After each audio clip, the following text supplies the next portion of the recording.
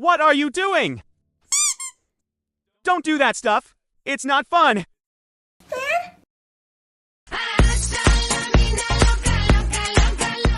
That thing that looks like a good time is also one of the most harmful substances people regularly underestimate. And it has a history that goes back 10,000 years. Chinese doctors were prescribing it in 2700 BC. American pharmacists were selling it over the counter in the early 1900s. And in 1937, the US government banned it entirely. The official reason: public health. But the story behind it was far more complicated. The oldest evidence of cannabis isn't someone getting high in a dark corner. It's hemp rope impressions found on broken pottery in China, dated to around 10,000 BC. Nobody was smoking it. They were using it to make rope, cloth, paper, and food. For thousands of years, cannabis was just a useful plant. Versatile, practical. Nobody thought twice about it. Then people discovered the side effects. In 2019, scientists from the Max Planck Institute analyzed 10 wooden braziers excavated from a 2,500-year-old cemetery in northwestern China. Inside, burn marks. Chemical analysis: THC, clear, unambiguous.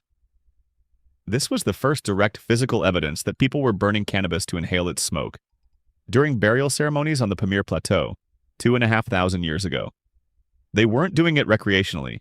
They were doing it to communicate with the dead, which, if you think about it, isn't entirely different from what we saw at the beginning of this video. Here's the detail that makes this even more interesting. Cannabis growing at high altitude on the Pamir Plateau naturally produces higher THC levels, because the harsh conditions stress the plant into producing more. The people there likely recognized this and specifically selected those plants for their rituals. 2,500 years ago, humans were already selecting for potency. Some skills are timeless. From Central Asia, cannabis spread westward along ancient trade routes. Hindus called it bhang, one of the 5 sacred plants used in religious ceremonies for thousands of years. Not a vice, not a danger. Sacred. That distinction matters, and we'll come back to it. Egyptians used it to treat eye inflammation. Greeks used it for pain relief. Vikings brought it on their voyages across the North Atlantic. Because when you're rowing through the North Atlantic in winter, something that helps you relax is a reasonable thing to pack. Then, in the 19th century, cannabis arrived in America, and Americans, true to form, immediately figured out how to make money from it. Pharmaceutical companies packaged cannabis into tinctures, eye drops, and topical treatments. Sold freely at pharmacies, no prescription required, no questions asked. Advertised as a treatment for headaches, menstrual pain, anxiety, insomnia, and even asthma. Basically, every problem had the same solution. Very convenient. That was America in the early 1900s. Cannabis, completely legal. Sold like aspirin. Nobody in government saw a problem. Then 1937 happened. And the reason wasn't science. It wasn't public health. It was money and racism. In 1930, a man named Harry Anslinger was appointed head of the Federal Bureau of Narcotics. At this point, prohibition had just ended. The entire government apparatus built to enforce alcohol laws had nothing left to do, like a mall security team whose mall just closed. Anslinger needed a new enemy to justify his budget and his department's existence. He looked around and chose cannabis. His campaign wasn't based on science. It was based on fear, and he was very good at manufacturing fear. He called cannabis a national menace, claimed it caused users to lose their minds, become violent, and commit crimes. Funded propaganda films portraying it as a direct path to moral destruction. There was no scientific evidence for any of these claims. But who needs evidence when you have fear? And here's the part that gets left out of most history classes. Anslinger's campaign was explicitly and systematically racist. He linked cannabis to Black and Mexican communities, claiming it was their drug, that it made those people dangerous. The quotes he left behind in the historical record are bad enough to make you put down whatever you're drinking. And some industrial interests also had reasons to fear hemp, the non-psychoactive cousin of cannabis, because it was a cheaper, stronger competitor to paper and petroleum products. Whether that influence directly shaped the ban is still debated, but the timing was convenient for a lot of powerful people. In 1937, the Marijuana Tax Act passed. Cannabis was officially banned. The American Medical Association objected. stating that cannabis had legitimate medical value and should not be prohibited outright. Nobody listened. In 1971, Richard Nixon declared the war on drugs. Cannabis was classified as Schedule I, the same category as heroin, meaning the federal government officially declared cannabis had no medical value whatsoever and was among the most dangerous substances on Earth. For comparison, cocaine is Schedule II, which means technically, under U.S. law, cocaine is considered less dangerous than cannabis. That classification is still in effect today. Here's what took 30 years to come out.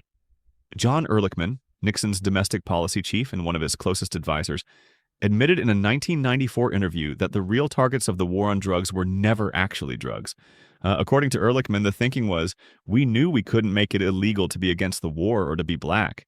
But by associating the hippie movement with marijuana and black people with heroin, and then criminalizing both heavily, we could disrupt those communities. This isn't speculation. This is a confession from someone who was in the room. The results: millions of people arrested on cannabis-related charges over the following decades. The majority were people of color, despite usage rates between black and white Americans being virtually identical. Black Americans were nearly 4 times more likely to be arrested for cannabis than white Americans. Not because they used it more, because they were watched more. A policy designed to target specific communities, working exactly as designed. Before talking about the billion-dollar industry, something needs to be said directly. Cannabis is not harmless. Current scientific research is clear. Regular cannabis use, especially in people under 25 whose brains haven't fully developed, can cause serious mental health problems. Increased risk of anxiety, depression, and in some cases, psychosis. Around 9% of users develop a dependency. Long-term use affects short-term memory and concentration, and the THC content in modern cannabis is significantly higher than it was decades ago, meaning the potential for harm is also higher. So the question isn't, is cannabis harmful?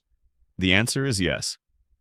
The real question is, why was a harmful substance managed by imprisoning users rather than treating them? And why did that imprisonment fall so disproportionately on specific communities? In 2024, the legal cannabis industry in the United States generated over $30 billion in revenue, more than the entire Hollywood film industry. 24 states have legalized recreational cannabis. There are cannabis investment funds, cannabis CEOs, cannabis conferences with $1,000 tickets.